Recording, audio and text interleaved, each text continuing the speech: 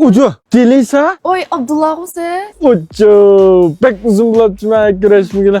Ne var la? Ya. Anda alıp kalsa.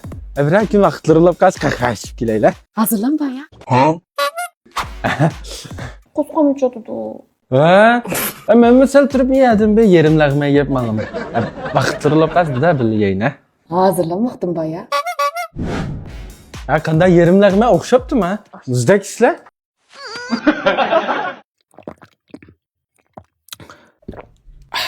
Oy, işinizdeki moyunuz da çıraylı. Lences boz evet bira, ne malay. Lences var bizim keymeğimiz kinem bez. Hiç dükkandan ağam bu ne? Bu da bir tuğulan günlerde rahat etmeye. Oy, buna diqqalla kalendar boyunca hesaplaganda. Bugun naq tug'an kunim.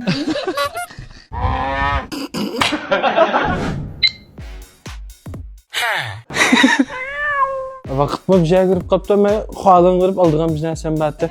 Mene göre ya. Bu da qaytam usuluna öyle apırıp qoyay. Qaha bunu yemaşa keçken. Gel birke. Keldi qamsa. Qamaşınızı cep feyzini uçpoçi tepeskina. Bulup qalıda. Öz bunun bir kim berip tursam edvarsır ha. Maqul. Maygo toloqken sen boşan bu ya.